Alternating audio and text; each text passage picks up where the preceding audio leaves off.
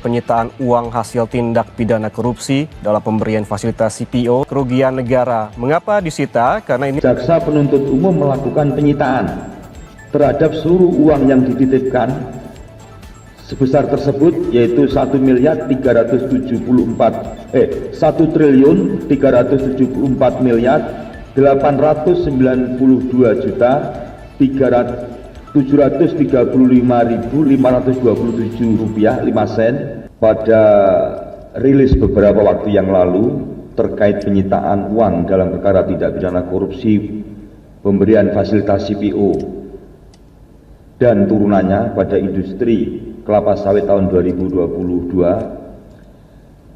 Saat itu masih kita sampaikan terdapat dua grup korporasi yang saat itu masih kita sampaikan bahwa proses mereka dua grup ini masih dalam proses penyetoran uang titipan untuk mengganti kerugian negara, dan saat ini akan kami sampaikan perkembangannya.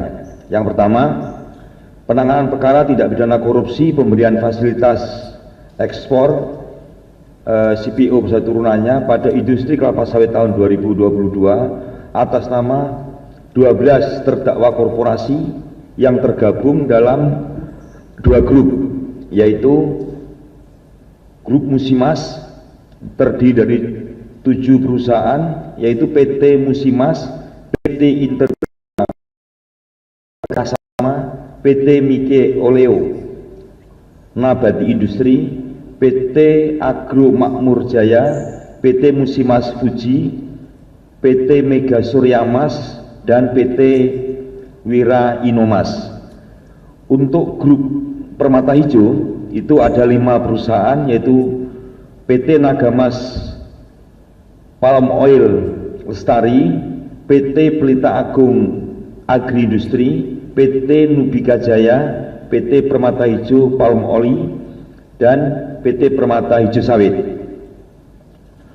Para terdakwa korporasi tersebut masing-masing didakwa melanggar pasal 2 ayat 1 dan pasal 3 Yunto pasal 18 Undang-Undang Nomor 31 Tahun 1999 tentang pemberantasan tindak pidana korupsi sebagaimana telah diubah dengan Undang-Undang Nomor 20 Tahun 2001 tentang perubahan atas Undang-Undang Nomor 31 Tahun 1999 tentang pemberantasan tindak pidana korupsi, Yunto pasal 5 ayat 1 ke 1 KUHP.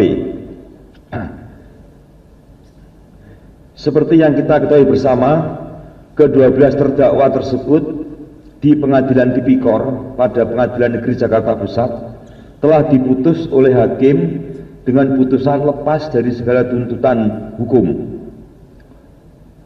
sehingga penuntut umum saat itu melakukan upaya hukum kasasi yang hingga saat ini perkaranya masih ada dalam tahap pemeriksaan kasasi.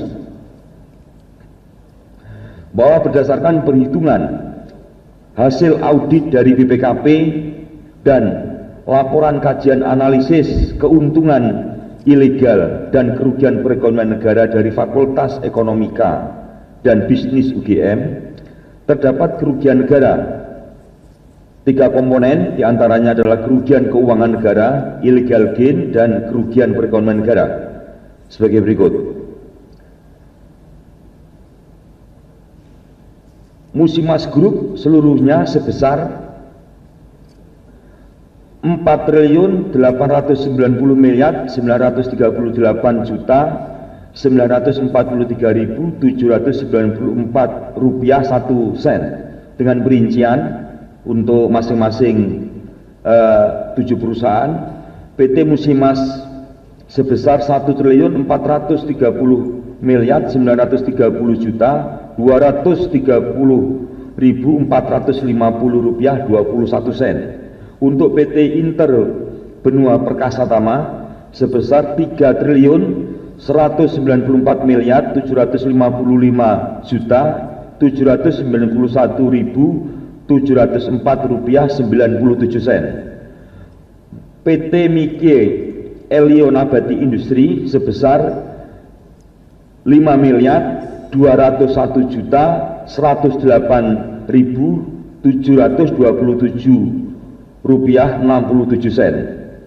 Untuk PT Agro Makmur Raya sebesar 27.323.058 sen. Untuk PT Musimas Fuji sebesar 14.655.370.760 rupiah 57 sen.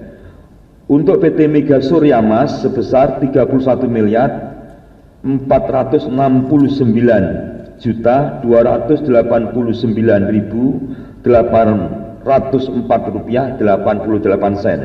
Dan untuk PT Wira Inomas sebesar 603.925.160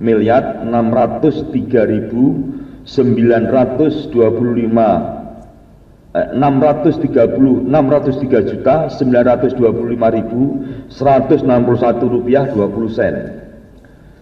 Kemudian untuk Permata Hijau Group ini sebesar kerugian negaranya 938.588.181.691 rupiah 26 sen, yang masing-masing terinci untuk 5 perusahaan, yaitu PT Nagamas Palm Oil Lestari sebesar 381.913.948 rupiah 50 sen. Untuk PT Pelita Agung Agriindustri sebesar 207.432.382 rupiah 59 sen.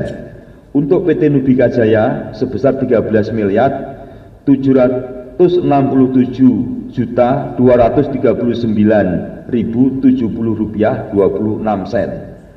Untuk PT Permata Hijau Palm Oli sebesar 325.401.805.436 rupiah 52 sen.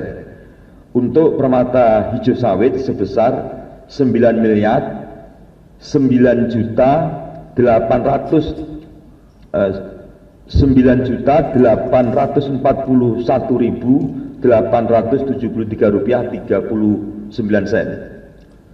Bahwa dalam perkembangannya dari 12 perusahaan tersebut terdapat 6 perusahaan masing-masing yang tergabung dalam grup, yaitu ini yang melakukan penitipan uang pengganti. Jadi dari 12 perusahaan tadi ada 6 perusahaan yang sudah melakukan penitipan uang pengganti untuk kerugian negara. Yaitu yang pertama adalah yang tergabung dalam Musimas Group.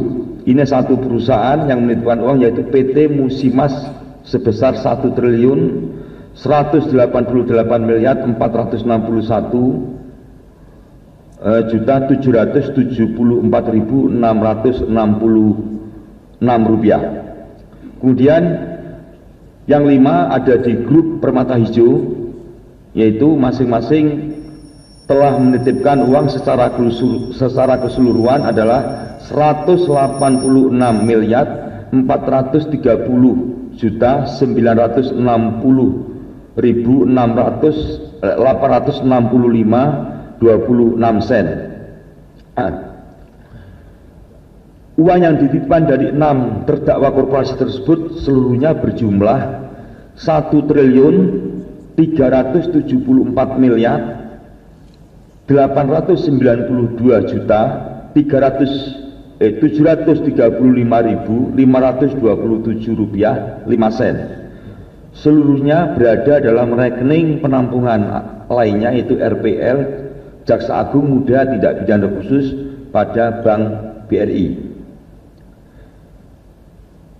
Kemudian setelah mendapatkan penetapan izin penyitaan dari Pengadilan Negeri Jakarta Pusat, jaksa penuntut umum melakukan penyitaan terhadap seluruh uang yang dititipkan sebesar tersebut yaitu 1.374.735.527 rupiah 5 sen untuk kepentingan pemeriksaan pada tingkat kasasi dengan mendasarkan ketentuan pasal 39 ayat 1 huruf A junto pasal 38 ayat 1 KUHP dengan perincian sebagai berikut. Uang titipan musimas yang kita sita sebesar tadi kita sampaikan 1.184.662 rupiah 2 sen melalui penetapan izin penyitaan dari Ketua Pengadilan Negeri Jakarta Pusat nomor 40/Pitsus-TPK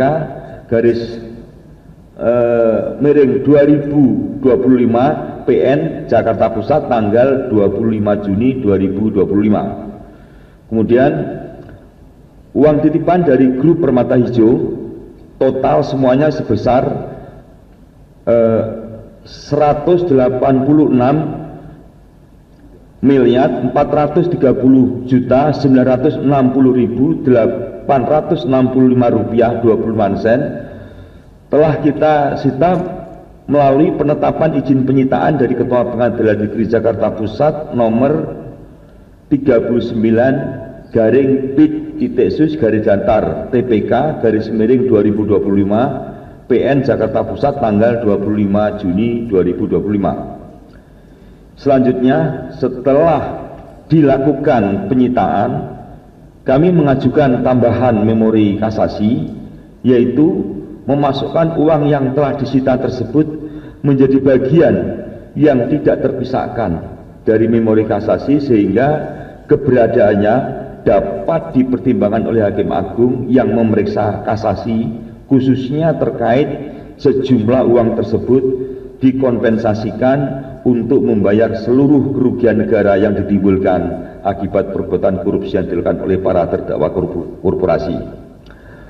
Para rekan media, tadi Pak Kabus Penkum juga sudah sampaikan bahwasanya esensi dalam penanganan perkara tindak pidana korupsi ini ada 3, yaitu yang pertama adalah optimalisasi terhadap pemberantasan tindak pidana korupsi itu sendiri.